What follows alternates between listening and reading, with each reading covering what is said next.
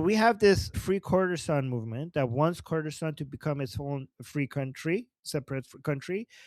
The problem is that this Kurdistan area shares basically that territory is part of four different countries, like Iraq, Syria, Turkey, and Iran, right? So when it comes to Iraq and Syria, these are Iraq and Syria. They're countries that their stability is in question. There's less of a national identity there. Like the Kurds in Iraq and the Kurds in Syria, their main identity, collective identity, is a Kurdish identity, and the national identity is not as strong. I'm sure there are exceptions. I'm just talking about averages, right? When it comes to Iran, though, so that's why maybe in these countries, Kurdish separatists are, the Kurdish people there, a higher percentage of them believe in full autonomy of the Kurdish areas of their country, right? And when it comes, there are so many different parties, by the way. Okay, like the PKK, like we have famous Kurdish parties in Syria, in Turkey, in Iraq. In Iran, the Kurdish separatist groups, there's like a gazillion different parties and groups that they don't seem to be able to get along with each other, and they represent a very, very small minority of Iranian Kurds. I'm not going to spend that much time talking about the Kurdish separatist groups in Iraq, Turkey, and Syria. But what I know in Iran, the Iranian Kurds, they consider themselves to be Iranian first, Iranian second, Iranian third, and Kurdish. The Kurdish identity is to them is not a big as important to their Iranian identity. They consider themselves as part of Iran. They consider themselves united with the rest of Iran, and they consider anybody who wants to challenge the border integrity of Iran an enemy. And they consider this Kurdish separatist groups to be anti-Kurdish, because any form of separatism will bring a lot of bloodshed towards the Kurdish people the most, right? Like that would cause a lot of chaos. It will cause a bloodbath. The entire region would go into chaos, and the main people who will be suffering from it the most will be the Kurdish people themselves. So they consider any of these movements to be anti-Kurdish. We saw in the Lion and Sun Revolution, the Iranian Kurds were some of the greatest, had the greatest amount of people showing up in the protests and calling Javid Shah, saying Pahlavi will return. And they did basically, for example, Mahsa Amini, who's Kurdish, right? When she was killed by the Islamic Republic, some Kurdish separatists tried to use her name as a way to basically highlight the Kurdish separatist struggle against the Islamic Republic. And the family of Mahsa immediately shut that down. And they started praising Iran as a country. They celebrated her being Iranian. And even the Kurdish, they were like, yeah, screw that shit. We're Iranian. And they didn't want to. And so many Iranians, so many Kurdish Iranians rise up against Kurdish separatists, right?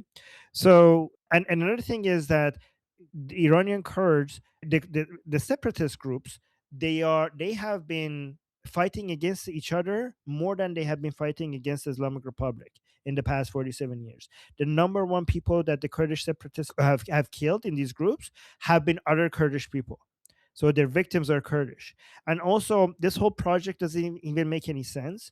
And not only because they have no unity and they constantly fight with each other, against each other, but also because the territory that they want as part of Kurdistan, a lot of it overlaps with the parts that the Turkish separatist groups want as their area for a free, like, or whatever they want to call it. Does that answer? Like, ask me follow up question, because I don't know if that addresses your question at all. I think, and I'll take the time of my own. I'd like to know more about the culture, the ethnic group, like in total, not just the Iranian ones. But it's a great starting point for me. Thank you. Yeah, well, so the culture. Here's the thing: the culture, the Kurdish people, their culture is actually a huge part of Iran, right? So their history goes back to ancient history of Iran. Madha Parsa, like Parsa, the Persians, Madha were like the ancestors of the Kurds today, and together we basically made Iran. So their cultures are very similar to Persian culture. For example, Ruz is a big deal to the Kurds, and so is for us Persians. So there's a lot of overlap regarding their culture with the Persian culture. So if you want to look at their culture and look at their ancient history, what you see is such a big overlap, and so you can see that we are so tied together. Like the Persians and Kurd, their history and their culture is so intertwined with each other, which makes, if you want to make any case for changing borders, if you, again, I would not make that case myself, but if you want to go based on history and culture and ancient history, the only thing that would make sense is to add the Kurdish parts of Iraq, Syria, and Turkey to Iran. Right? It wouldn't make sense to make a separate Kurdistan, given that how connected we are. What it makes sense is to just bring those areas back to the Iran. Like, again, I'm not advocating for that because I'm not an expansionist. But if you want to go based on history and culture, that's the only thing that would make sense. So essentially, all you're saying the Kurdish people in those other countries are the same as the culturally as the ones in Iran, and they were also part of like ancient Persia. Well, I mean, yes and no. I mean, the problem is because they have been separated from us for a while, it's hard to, they're not as connected to Iran as the Kurdish Iranians, right? And Kurdish Iranians are connected to Iran more than they are to Kurdish people across the border, right? They find, like, a Kurdish Iranian sees more connection to an Iranian or to an Iranian, Bakhtiari than they would see a connection to a Kurdish Iraqi, right? And they connect to the rest of Iran with the Persian language, right? So, for example, there's a famous video that gets shared on social media in Iran where there are three Iranian Kurdish women and they can't understand each other when they speak Kurdish. So they, all three of them are speaking three different dialects of Kurdish.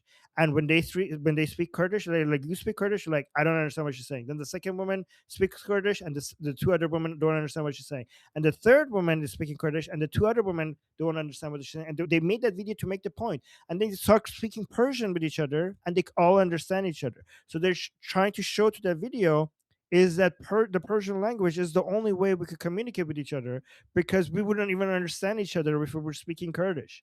So they were trying to show how connected we are as Iranians through the Persian language. Okay, Okay. let me call up the next person on the list. And next I have Susie. Is Danny speaking? I'm not hearing anything.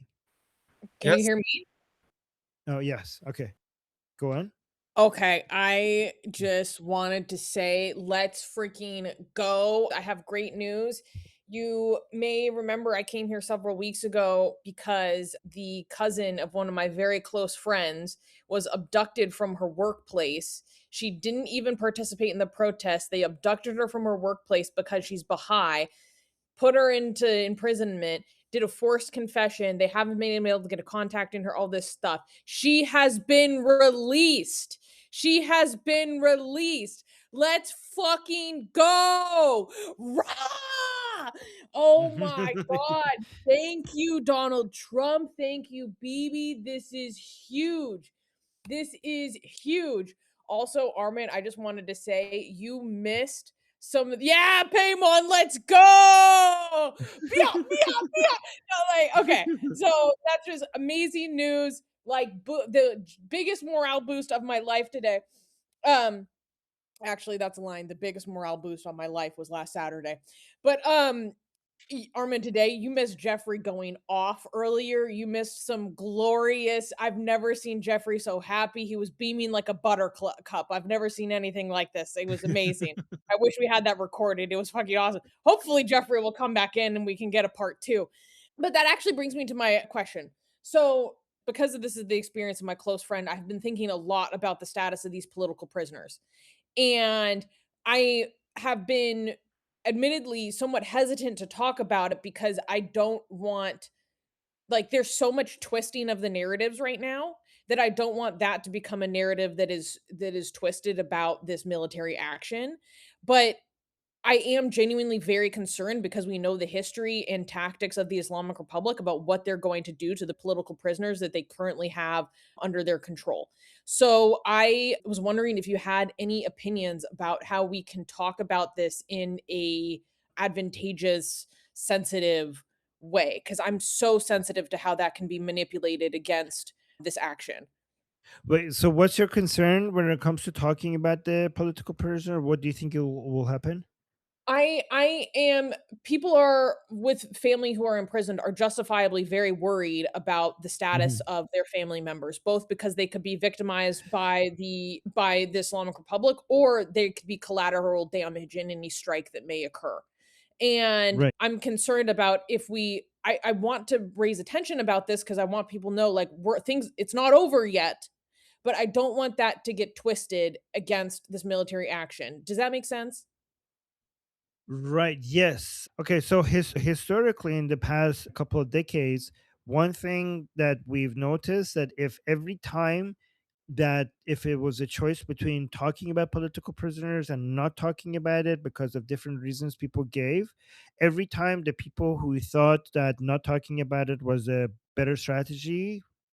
I'm not saying that it will all it's You're right. always like that, but so far every single time they ended up being wrong. So, I mean, a trend is a trend until it's not, but that's the record so far. So, and also I think that by highlighting the fact that the Islamic Republic will probably be interested in using the political prisoners as human shields, the responsibility of what happens to them, if you keep emphasizing that that's on the Islamic Republic, that is the best way that I could think of in not putting pressure on the Americans and Israelis to not, to not continue with the military operation, because that's what needs to be communicated. So any evidence that we could get that that's happening would be very valuable. So because at the end of the day, the highest priority that we have is for Iran to become free.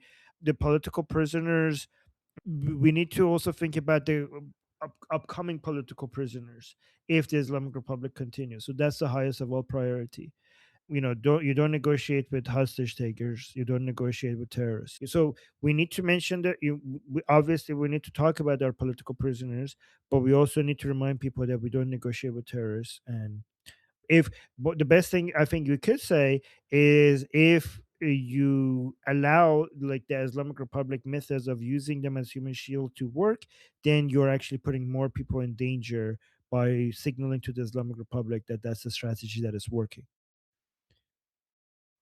Does that make sense? Uh, Jeffrey Yeah. wanted to say something.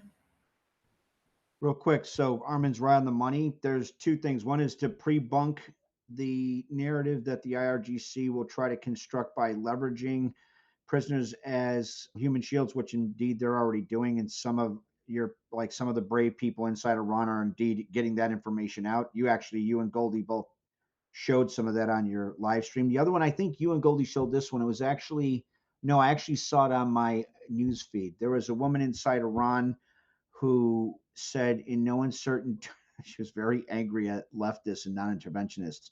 Yeah, she's going to go out and do what she's got to do, and if she gets killed either by the IRGC or in the bombing, don't use her death as a means to undermine a United States or Israeli air campaign or military campaign against the IRGC. Iranians, I think her exact words were, "You leftists need to shut the fuck up." And all of us Iranians have asked for this to happen, and we know exactly what this is and the risks that are involved. I mean, she was like, I was, you know, humbled that she said that. So she did. That's another part of pre-bunking, right? The other part is, and this also helps from an operational perspective. I mentioned this: inert munitions and munitions that have reduced chances of collateral damage in a non-combatant dense environment. So one of the things we were looking at and used in both the first and second Gulf War, because Saddam Hussein did the urban shield strategy, was taking the explosives out of munitions and just filling them with concrete. So if you're striking a facility, you don't have to worry about, concentric rings of lethality. It reduces the collateral damage. Other things are point effect weapons, say from AC-130s. So those things are being actively pushed, and I promise you there's the highest degree of probability that CENTCOM has those in mind to minimize collateral damage or innocent loss of life, not the least of which is because in no insignificant manner, one of the major significant under like motives that underpin this operation is the unbelievable deep respect for Iranians when they showed in no uncertain detail that there is a huge difference between the mullah regime that's illegally occupied Iran and Iranians themselves. Like that was heard all the way up the chain.